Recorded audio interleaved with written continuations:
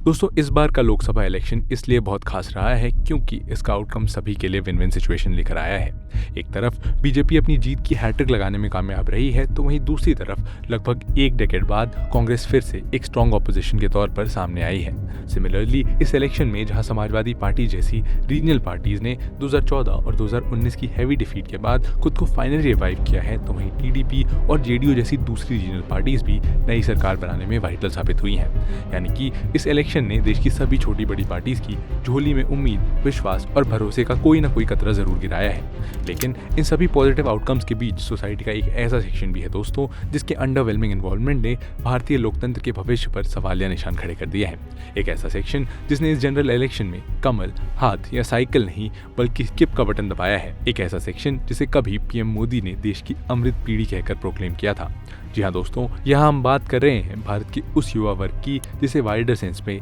जेन जी, generation जी या जूमर्स कहा जाता है। दोस्तों, जेन जी एक ऐसी टर्म है जिसका इस्तेमाल देश में मौजूद उस डेमोग्राफिक कोहॉर्ट को डिफाइन करने के लिए किया जाता है जिनका जन्म 1997 से 2012 के बीच हुआ है। यानी करेंटली इस ग्रुप में 12 से 27 साल एज ग्रुप वाले लोग फॉल करते हैं, लेकिन इनमें से ज़्यादातर लोग ऐसे हैं जिन्होंने इस लोकसभा इलेक्शन में एज अ सिटीजन अपने सबसे वैल्यूएबल और पावरफुल वेपन यानी राइट टू वोट का इस्तेमाल ही नहीं किया है। हैरानी की बात तो ये है कि इस समय देश में लगभग 49 मिलियन वोटर्स ऐसे हैं जिनकी उम्र 18 या 19 साल है और 2024 की जनरल इलेक्शंस ने उन्हें अपने प्रेशियस वोट्स को कास्ट करने का पहला मौका दिया था। लेकिन इनमें से महज 18 मिलियन वोटर्स ही ऐसे थे जिन्होंने इलेक्शन से पहले खुद को वोट कास्ट करने के लिए इलेक्शन कमीशन के डेटाबेस में एनरोल किया था और उनमें से भी बहुत कम ही लोग फाइनली पोलिंग स्टेशन पर जाकर अपना वोट कास्ट करके आए। ऐसे में यहाँ पर सवाल ये उठता है कि आखिर ऐसा क्यों हो रहा है? क्यों भारत में वोटिंग पावर होल्ड करने वाली सबसे युवा पीढ़ी इलेक्शन को यूट्यूब पर आने वाले अननेसेसरी एड्स की तरह स्किप कर रही है?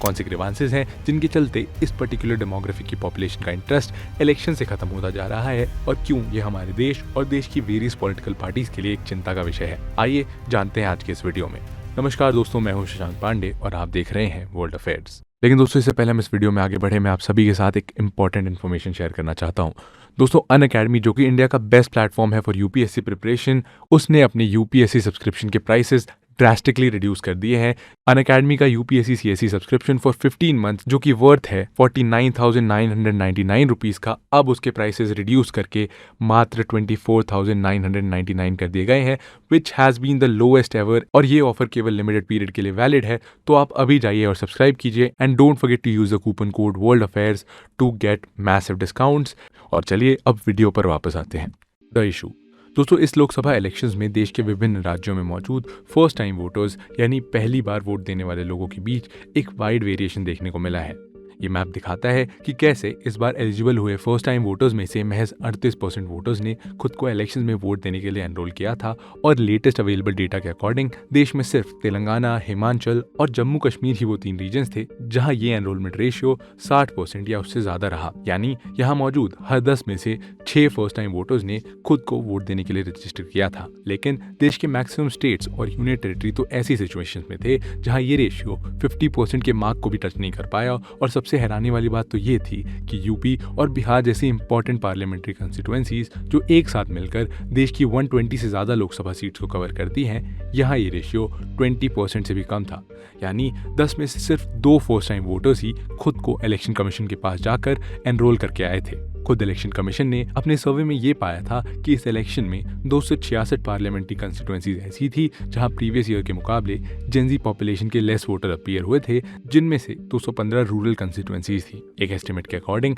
हमारे देश में मौजूद 220 मिलियन वोटर्स ऐसे हैं जिनकी एज 18 से 25 साल की है। यानी ये पर्टिकुलर डेमोग्राफिक ग्रुप देश की टोटल इलेक्टोरल पॉपुलेशन के 22% को कॉन्स्टिट्यूट करता है। 2009 के लोकसभा इलेक्शन में इस एज ग्रुप पॉपुलेशन के 54% लोगों ने वोट किया था, जो 2014 के जनरल इलेक्शन में सिग्निफिकेंटली इंक्रीज होकर 68% और 2019 के समय 67% पर आ गया था। लेकिन रिपोर्ट्स की माने तो इस बार 18 से 25 साल की एज ग्रुप के लोगों का पार्टिसिपेशन फिर से हेवीली रिड्यूस हुआ है। 2019 में बीजेपी को 303 सीट्स पर जो बम्पर जीत हाथ लगी थी, उसका एक कारण ये भी था कि उस समय 18 से 25 साल की एज ग्रुप की टोटल पॉपुलेशन करीब 229 मिलियन थी, जिनमें से 153 मिलियन वोटर्स ने वोट कास्ट किया था और centre for study of developing societies का मानना है कि इन 153 मिलियन वोटर्स में से लगभग 41% यानी 63 मिलियन यूथ वोटर्स ऐसे थे जिन्होंने अपना वोट बीजेपी को दिया था, जो देश की कई इंपॉर्टेंट कंस्टिट्यूएंसीज में बीजेपी के लिए एक्स फैक्टर साबित हुआ था। दरअसल 2019 के लोकसभा इलेक्शन में बीजेपी और कांग्रेस के बीच टोटल वोट डिफरेंस करीब 110 मिलियन था और यही 63 मिलियन वोटर्स इस डिफरेंस का बड़ा कारण बने थे। सिमिलरली इस बार के इलेक्शन में भी देश की 97 लोकसभा सीट्स ऐसी थी जहां जेनजी का ये ग्रुप एंड रिजल्ट को डिटरमाइन करने के लिए वाइटल रोल प्ले करने वाला था, लेकिन इस एज ग्रुप के वोट ना कास्ट करने से देश की कई political parties various parliamentary constituencies में बड़े उलटफेर का शिकार हुई हैं। असल में Gen Z population Indian political landscape की करंट और फ्यूचर ट्रैजेक्टरी को डिटरमाइन करने में एक इंपॉर्टेंट प्लेयर की तरह उभर कर सामने आई है, जिनकी कलेक्टिव वॉइस कई पैरामीटर्स और पॉलिसी के फाइनलाइजेशन में कंट्रीब्यूट कर रही है। यही कारण है कि खुद पीएम मोदी इलेक्शन से ठीक पहले देश के 7 टॉप गेमिंग इन्फ्लुएंसर्स के साथ इंटरैक्ट करते हुए नजर आए थे और कई दफा उन्होंने अपनी स्पीचेस में देश की जेनजी पॉपुलेशन को अमृत पीढ़ी कहकर संबोधित किया था, ताकि आने वाले इलेक्शन में भी उन्हें 2019 की तरह देश के इस मैसिव वोट बैंक का साथ मिल सके। सिमिलरली इलेक्शन से ठीक पहले राहुल गांधी द्वारा रेस किए गए अग्निवीर और अनएम्प्लॉयमेंट जैसे इश्यूज भी इसी अमृत पीढ़ी को केटर करने का एक तरीका थे। दरअसल ये दोनों ही पार्टीज जानती थी कि 2024 में देश की जेनजी पॉपुलेशन का वोट शेयर 2019 के मुकाबले 15% और इंक्रीज होने वाला है और ऐसे में ये पार्टीज इस मैसिव शेयर का मैक्सिमम चंक अपनी तरफ पुल करना चाहती थी। इलेक्शन कमीशन ने भी इंडियन इलेक्टोरल सिस्टम में जेनजी वोटर्स की इसी इंपॉर्टेंस को समझते हुए इलेक्शन से पहले स्वीप यानी systematic voters education and electoral participation जैसे वेरियस प्रोग्राम्स को सचिन तेंदुलकर जैसे सेलिब्रिटीज की मदद से रन किया था, ताकि इस एज ग्रुप के मैक्सिमम वोटर्स को पोलिंग बूथ तक लाया जा सके। हालांकि बीजेपी और कांग्रेस की ही तरह इलेक्शन कमीशन का ये कैंपेन भी लेस इफेक्टिव साबित हुआ, जिसके चलते जेनजीज ने ईवीएम मशीन का रुख ही नहीं किया। ऐसे में सवाल है कि आखिर क्यों जिस यूथ वोट बैंक का कंट्रीब्यूशन 2009 से 2019 के बीच इंक्रीज हुआ था वो फिर से डिक्रीज हुआ है। क्या है वो कारण जिनके चलते नौजवानों के कदम पोलिंग बूथ की ओर बढ़ने से पहले ही थम गए? आइए जानते हैं व्हाई जेनजी स्किप्ड इलेक्शंस। दोस्तों, जेनजी पॉपुलेशन के इलेक्शंस को स्किप करने का पहला बड़ा कारण माइग्रेशन को माना जा रहा है। दरअसल 18 से 27 साल का ये एज ग्रुप देश के 2 इंपॉर्टेंट डिवीजन को रिप्रेजेंट करता है। ऐसे लोग जो अभी अपनी एजुकेशन कंप्लीट कर रहे हैं और दूसरे वो लोग जो जस्ट कुछ ही साल पहले अपनी एजुकेशन कंप्लीट करके जॉब्स करने लगे हैं। स्टैट्स बताते हैं कि इस बार फर्स्ट टाइम वोटर्स का जो लेस फुटफॉल यूपी और बिहार में देखने को मिला है, उसका एक बड़ा कारण ये है कि वहाँ मौजूद ज्यादातर फर्स्ट टाइम वोटर्स इलेक्शन के दौरान अपने होम टाउन में मौजूद ही नहीं थे। हम सब जानते हैं कि हर साल देश को कई सारे IAS, IPS, इंजीनियर्स और डॉक्टर्स देने के बावजूद आज भी देश के इन दोनों ही राज्यों का बेसिक एजुकेशन स्ट्रक्चर काफी कमजोर है और यही कारण है कि 10th या 12th करने के बाद यहाँ की मैक्सिमम पॉपुलेशन को IIT या नीट जैसे एग्जाम्स को प्रिपेयर करने से लेकर कॉलेज में एडमिशन लेने के लिए भी अपने होम टाउन से दूर कोटा या दिल्ली जैसे शहरों का रुख करना पड़ता है। खुद बिहार से आने वाले LJP-RV के लीडर चिराग पासवान रजत शर्मा को दिए अपने एक इंटरव्यू में इसी बात का जिक्र कर चुके हैं। ऐसे में इलेक्शंस के दौरान इसमें से ज्यादातर वोटर्स का अपने होम टाउन से दूर होना जेनजी वोटर्स को इलेक्शन स्किप करने पर मजबूर कर रहा है। सिमिलरली यहाँ ऐसे भी लोग हैं जो अपनी एजुकेशन को कंप्लीट करके गुड़गांव, नोएडा, बेंगलुरु या पुणे जैसे इंडस्ट्रियल और IT हब सिटीज में जॉब करते हैं और ऐसे में अगर वो वोट करना चाहते हैं तो उन्हें अपने करंट वर्क प्लेस से लीव लेकर 1 या 2 दिन का ट्रैवल करके अपने पोलिंग स्टेशंस पर आना पड़ सकता है, जिसके चलते कई वोटर्स इस पूरे प्रोसेस को अननेसेसरी हसल मानकर स्किप कर देते हैं। यहाँ इस जनरेशन में पोस्टल बैलेट, जिसे मेल इन बैलेट्स भी कहा जाता है, उसके रिगार्डिंग भी अवेयरनेस की काफी कमी है और ये भी वोटिंग स्किप करने का एक बड़ा रीजन है। दरअसल दोस्तों, पोस्टल बैलेट्स एक ऐसा कन्वीनियंट ऑल्टरनेटिव है जो अपने घर से दूर मौजूद इंडिविजुअल्स को वोट करने का सिस्टम प्रोवाइड करता है। ऐसा करने के लिए आपको अपनी रिस्पेक्टिव कंस्टिट्यूएंसी के रिटर्निंग ऑफिसर यानी RO के थ्रू फॉर्म 12D को फिल करना होता है, लेकिन क्योंकि कई इंडिविजुअल इस बारे में जानते ही नहीं हैं, इसीलिए वो इस ऑप्शन को ऑप्ट नहीं करते। जेनजीज के इलेक्शन को स्किप करने का दूसरा बड़ा कारण है इस डेमोग्राफिक ग्रुप में मौजूद पॉलिटिकल अवेयरनेस की कमी। दरअसल ये एक हार्श रियलिटी है दोस्तों कि आज हमारे देश का युवा पॉलिटिक्स और उससे जुड़े सेगमेंट को waste of time and energy समझता है, जहां उनका मानना है कि चाहे बीजेपी देश को चलाए या कांग्रेस, उन्हें कोई फर्क नहीं पड़ता और पॉलिटिकल अवेयरनेस की इसी कमी के चलते आज उनके बेसिक अंडरस्टैंडिंग में इलेक्शन और उनके इंपॉर्टेंस की कोई जगह नहीं है। यही कारण है कि वो वो अपना समय घंटों लंबी लंबी लाइंस में खड़े रहकर वेस्ट नहीं करना चाहते और उन्हें वोटिंग स्किप करना एक much easier and convenient option लगता है। दोस्तों, इसी बात का अंदाजा आप ऐसे लगा सकते हैं कि आज़ादी के पहले और उसके बाद से ही केरला इंडिया का one of the most politically aware state consider किया जाता था, लेकिन पिछले कुछ सालों में देश के इस राज्य में पॉलिटिकल अवेयर यूथ के नंबर्स में भारी गिरावट देखी गई है और यही कारण है कि इस बार की जनरल इलेक्शंस में यहाँ जेन ज़ी और फर्स्ट टाइम वोटर्स का पार्टिसिपेशन सिग्निफिकेंटली रिड्यूस हुआ है। सिमिलरली इंडियन पॉलिटिकल सिस्टम में यंगर फेसेस का लेस पार्टिसिपेट करना भी जेन ज़ी पॉपुलेशन के इलेक्शन स्किप करने का एक स्मॉल येट सिग्निफिकेंट रीजन बनकर सामने आया है। दोस्तों, हम सब जानते हैं कि यंगर पॉपुलेशन अपने साथ नई सोच को लेकर आती है, जिसके चलते कभी कभी यंग वोटर्स और ओल्ड पॉलिटिशियंस के बीच मौजूद जनरेशनल गैप उन्हें आपस में कनेक्ट नहीं होने देता। ऑल्दो नितिन गडकरी या शशि थरूर जैसे पॉलिटिशियंस अपने अपने कैरिज्मा के लिए यंग वोटर्स के बीच वेल नोन फेसेस हैं, लेकिन अभी भी हमारे देश में जेन ज़ी पॉपुलेशन को ट्रूली रिप्रेजेंट करने वाले लीडर्स की भारी कमी है। इस बार के लोकसभा इलेक्शन में जीतने वाले बस 7 ऐसे एमपीज ही हैं जो 25 से 30 साल की एज ग्रुप से बिलोंग करते हैं, और ये वो एज ग्रुप है जो एज के पॉइंट ऑफ व्यू से जेन ज़ी वोटर्स के सबसे करीब है और जिनके साथ ही न्यू वोटर्स सबसे इजीली कनेक्ट कर सकते हैं। लेकिन हमारा पॉलिटिकल सिस्टम कुछ ऐसा है कि यहाँ यंग पॉलिटिशियंस का पार्टिसिपेशन अब भी ओल्ड एज पॉलिटिशियंस के मुकाबले काफी कम है। एंड ऑल्दो पिछले कुछ समय में देश की सभी पॉलिटिकल पार्टीज ने यंग पॉलिटिशियंस, खास करके 25 से 35 एज ग्रुप वाले पॉलिटिशियंस को अपने साथ जोड़ा है, लेकिन इनमें से बहुत ही कम लोग लोकसभा जैसे इंपॉर्टेंट इलेक्शंस को पार्टी टिकट पर कंटेस्ट कर पाते हैं, जिसका सीधा इम्पैक्ट वोटिंग के दौरान जेन ज़ी वोटर्स के टर्नओवर पर पड़ रहा है।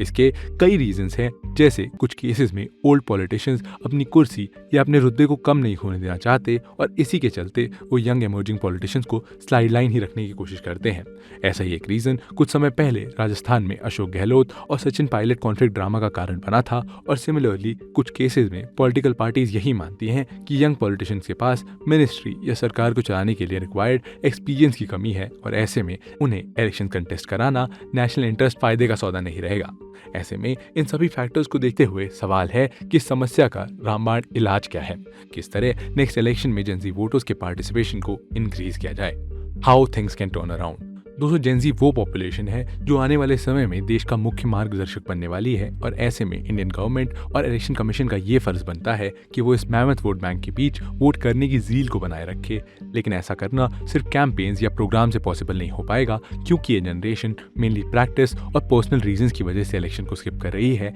ऐसे में सरकार का ये फर्ज बनता है कि वो इस एज ग्रुप द्वारा फेस की जा रही डिफिकल्टीज को प्रॉपरली एड्रेस करे। यहाँ सरकार और कॉर्पोरेट ऑफिसेज को 2 days वोट लीव जैसे कॉन्सेप्ट्स को अपना सकती है, ताकि अपने घरों से दूर काम कर रहे वोटर्स अपने सबसे वैल्यूएबल राइट का यूज कर पाएं। सिमिलरली कॉलेजेस और कोचिंग इंस्टीट्यूट्स में भी इसी तरह के इनोवेटिव कॉन्सेप्ट को अडॉप्ट किया जा सकता है, और साथ ही सरकार को देश के उन स्टेट्स को भी आइडेंटिफाई करना होगा जहां पॉलिटिकल अवेयरनेस की कमी है, या रिसेंट ईयर्स में जहां की यूथ पॉपुलेशन में पॉलिटिकल अवेयरनेस में कमी रजिस्टर की गई है, ताकि नए और सूटेबल मेथड्स के थ्रू यहाँ के नौजवानों में फिर से राजनीतिक चेतना की जोत जलाई जा सके। यहाँ सोशल मीडिया का ज़्यादा से ज़्यादा इन्वॉल्वमेंट एक बड़ा गेम चेंजर साबित हो सकता है। और दोस्तों, ये कोई राज की बात तो है नहीं कि जेन ज़ी पॉपुलेशन अपना सबसे ज़्यादा टाइम सोशल मीडिया पर स्पेंड करती है, फिर चाहे वो पढ़ने के लिए यूट्यूब पर क्लासेस लेना हो या फिर देश और दुनिया की लेटेस्ट अपडेट जानने के लिए ट्विटर या इंस्टाग्राम स्क्रॉल करना हो। ऐसे में इस सोशल मीडिया को बेस बनाकर उठाए गए कदम सबसे ज़्यादा इम्पैक्टफुल साबित हो सकते हैं, और इस जनरल इलेक्शन से पहले भी इलेक्शन कमीशन ने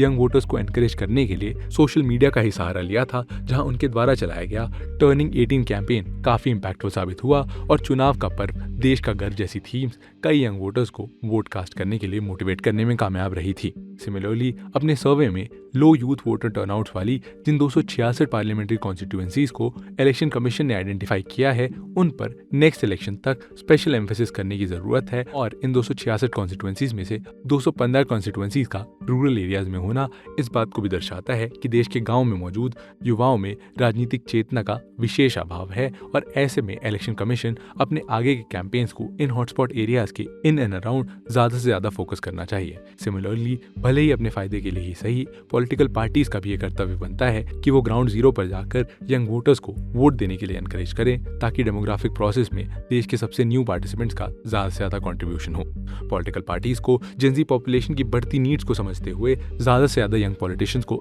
इलेक्शन कॉन्टेस्ट करने का मौका देना होगा, ताकि जिस जनरेशन के साथ ये यंग वोटर्स सबसे ज्यादा और इजीली कनेक्ट होते हो, जो इनकी नीड्स को, इनके की डिमांड्स को बेटर अंडरस्टैंड कर सके, वो लीडर्स भी इंडियन पॉलिटिकल लैंडस्केप के सेंटर में आ सके। खुद IPU यानी इंटर पार्लियामेंट्री यूनियन के प्रेसिडेंट दुआर्ते पचेको अपनी कुछ स्पीचेस में यंग पॉलिटिशियन के पार्टिसिपेशन की बात पर एम्फेसिस कर चुके हैं। पिछले कुछ सालों में नॉर्डिक कंट्रीज में यंग पॉलिटिशियंस का पार्टिसिपेशन सिग्निफिकेंटली इंक्रीज हुआ है, जिसके चलते यहाँ की यंगर जनरेशन में पॉलिटिकल अवेयरनेस भी बढ़ी है और उनके इलेक्शन में पार्टिसिपेट करने की रेट में भी इंक्रीमेंटल ग्रोथ देखा गया है। लास्टली, जेनजी के नेचर और हैबिट्स को देखते हुए कुछ एक्सपर्ट्स का ये भी कहना है कि फ्यूचर में वोटिंग्स को ऑनलाइन मेथड के थ्रू कंडक्ट करवाने के आइडियाज को भी एक्सप्लोर किया जा सकता है, क्योंकि जब हम बैंकिंग जैसे प्रोसेस को safely and securely online conduct कर सकते हैं तो फिर वोटिंग्स क्यों नहीं। ऑलरेडी हम कुछ स्पेसिफिक ग्रुप्स के लिए पोस्टल बैलेट मेथड का इस्तेमाल कर रहे हैं और ऐसे में सभी के लिए इस प्रोसेस को प्लान करने से माइग्रेंट वोटर्स या फॉर्म 12D फिल करने वाली प्रॉब्लम को पूरी तरीके से खत्म किया जा सकता है और इसके बाद